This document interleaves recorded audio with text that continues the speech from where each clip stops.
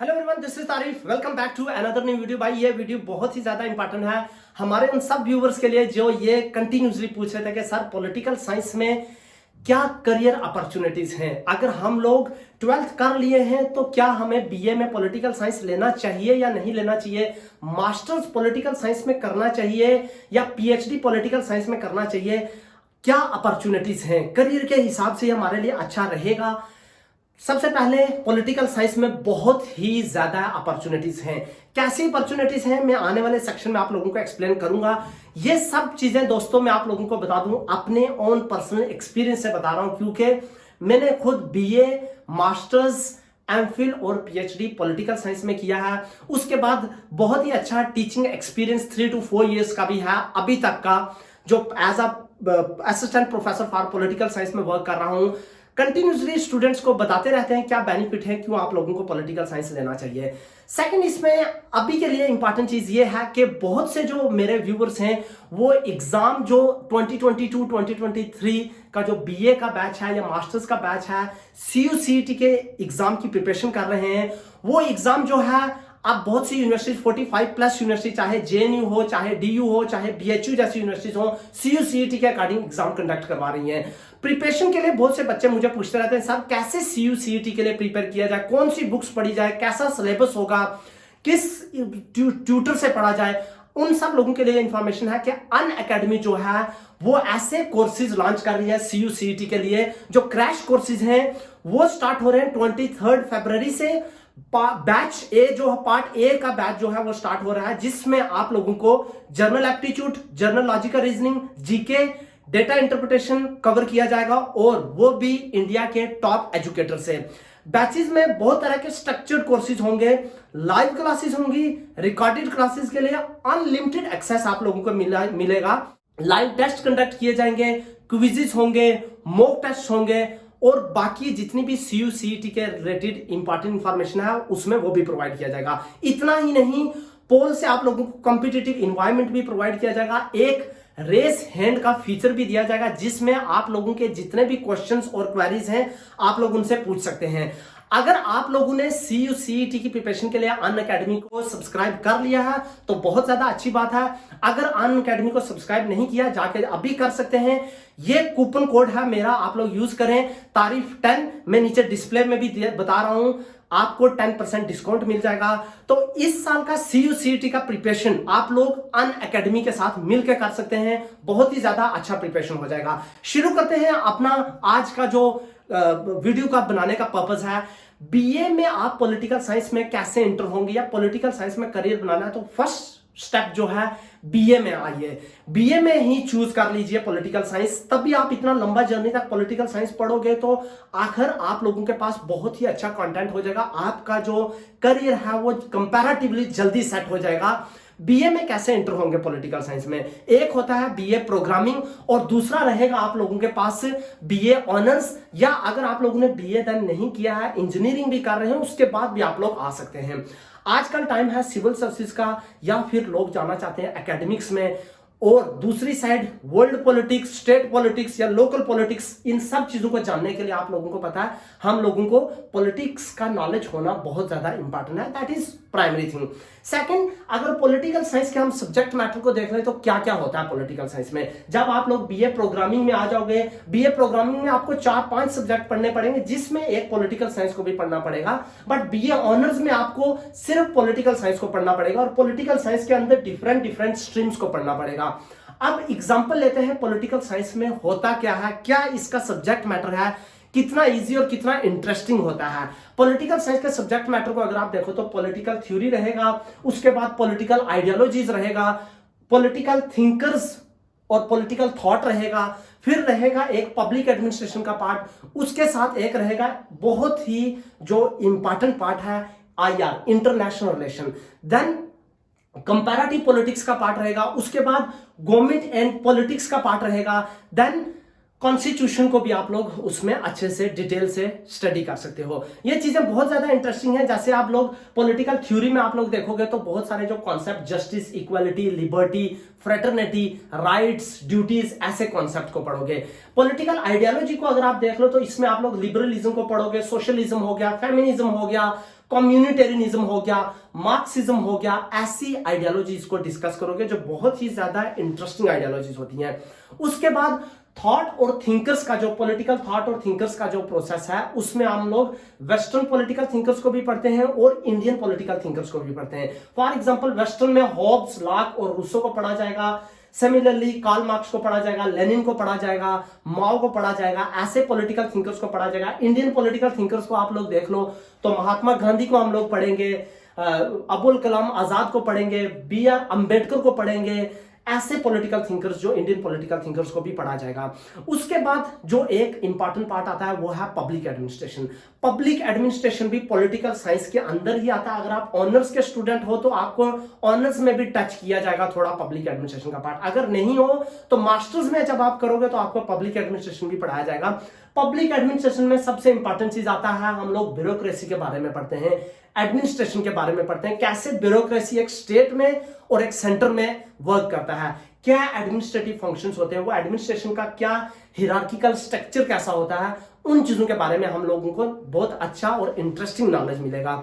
उसके बाद एक बहुत ही इंपॉर्टेंट पार्ट पॉलिटिकल साइंस का जो मेजर एरिया कवर करता है जिसमें बहुत सारी अदर करियर अपॉर्चुनिटीज हैं वो है इंटरनेशनल रिलेशन। अगर आप लोग बीए कर रहे हैं ऑनर्स पॉलिटिकल साइंस में या फिर मास्टर्स कर रहे हैं, आपको पॉलिटिकल साइंस में इंटरनेशनल रिलेशन पढ़ने को जरूर मिलेगा। अब इस इंटरनेशनल रिलेशन में बहुत सारे जो वर्ल्ड पॉलिटिक्स के इश्यूज हैं, जैसे यूके में क्या हो रहा है, यूएस में क्या हो रहा है, रशिया और यूक्रेन के बीच में क्या हो रहा है, रशिया और चाइना के बीच में क्या अलायंस बन रहा है, इंडिया और पाकिस्तान के बीच में कैसे हॉस्टाइल रिलेशन रहे हैं, या इंडिया और श्रीलंका के बीच में क्या रहा है, यूरोपियन यूनियन क्या है, यूरोप और रशिया का क्या रिलेशन है आपस में, वर्ल्ड वॉर फर्स्ट क्या है, वर्ल्ड वॉर सेकंड क्या था, बर्लिन वॉल के किसने गिराई थी, कैसे गिराई थी, बर्लिन वॉल का हिस्ट्री क्या है।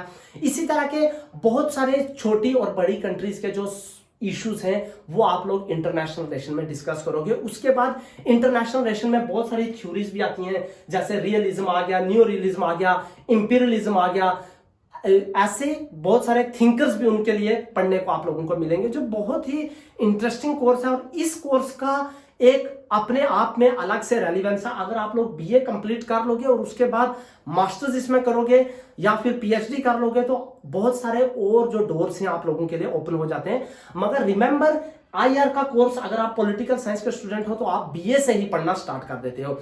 उसके बाद गवर्नमेंट एंड पॉलिटिक्स है जिसमें आप लोग डिफरेंट कंट्रीज की पॉलिटिक्स के बारे में पढ़ते हो। अगर हम इंडिया में देखें तो इंडियन गवर्नमेंट एंड पॉलिटिक्स एक सब्जेक्ट लगता है जिसमें हम लोग डिस्कस करते हैं डिफरेंट पॉलिटिकल पार्टीज को, क्या उनका इमरजेंस है, इंडियन पॉलिटिकल सिस्टम कैसा रहा है, कैसे पहले हमारे पास 1967 तक कांग्रेस सिस्टम था, उसके बाद कैसे कोलिशन पॉलिटिक्स आई, कोलिशन पॉलिटिक्स के बाद कैसे वन पार्टी सिस्टम से मल्टी पार्टी सिस्टम आया, कैसे अब जो पॉलिटिकल सिस्टम चल रहा है वो किस तरह का सिस्टम है, फेडरल स्ट्रक्चर क्या होता है, क्या है फेडरलिज्म, क्या है क्वाजी फेडरलिज्म, कॉन्स्टिट्यूशन हमारा कैसे वर्क कर रहा है, उसमें क्या क्या आर्टिकल्स हैं, किस किस तरीके से कौन कौन सी गवर्नमेंट ने कौन कौन से प्रोविजंस को यूज किया है, कब इमरजेंसी किस गवर्नमेंट ने यूज किया है, कौन से आर्टिकल्स को देख के, कॉन्स्टिट्यूशन के आर्टिकल्स को देख के इमरजेंसी को प्रोमोलगेट किया गया है, ऐसी चीजों को पढ़ेंगे।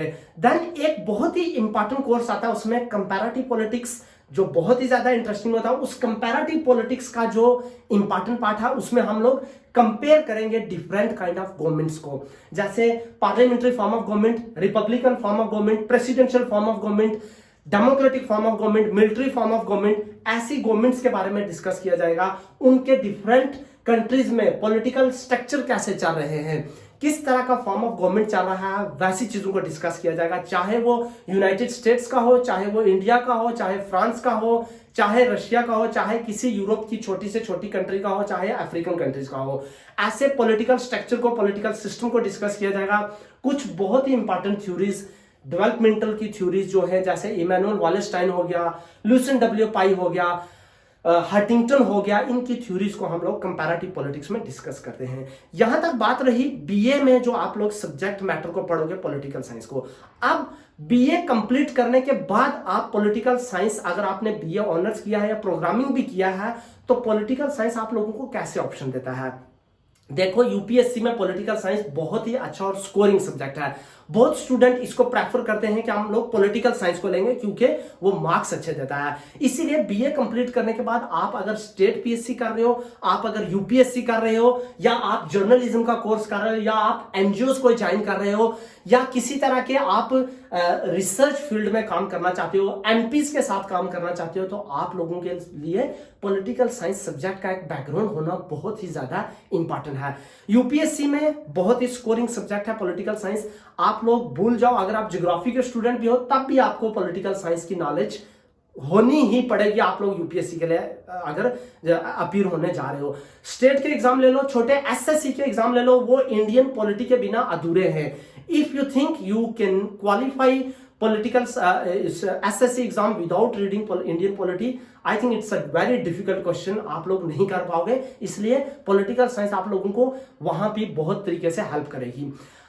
अब रही बात दूसरा स्ट्रीम जो है, ये आ गया सिविल सर्विसेज के रिलेटेड। मास्टर्स आप पॉलिटिकल साइंस में कर सकते हो। मास्टर्स पॉलिटिकल साइंस के जो अदर सब फील्ड हैं, जैसे इंटरनेशनल रिलेशन हो गया, पब्लिक एडमिनिस्ट्रेशन हो गया, पब्लिक पॉलिसी हो गया, जर्नलिज्म हो गया, इनमें भी आप लोग जो है मास्टर्स कर सकते हो। अगर आप लोग पॉलिटिकल साइंस में मास्टर्स कर लेते हो तो उसके बाद आप लोगों के पास बहुत सारे जो हैं और ऑप्शन जो हैं वो ओपन हो जाते हैं। कैसे ऑप्शन? जैसे पॉलिटिकल साइंस में आप लोगों ने मास्टर्स किया तो उसके बाद आप लोग नेट क्वालिफाई कर लोगे, जेआरएफ क्वालिफाई कर सकते हो। अगर आप लोगों ने नेट क्वालिफाई कर लिया तो आप असिस्टेंट प्रोफेसर के लिए एलिजिबल हो।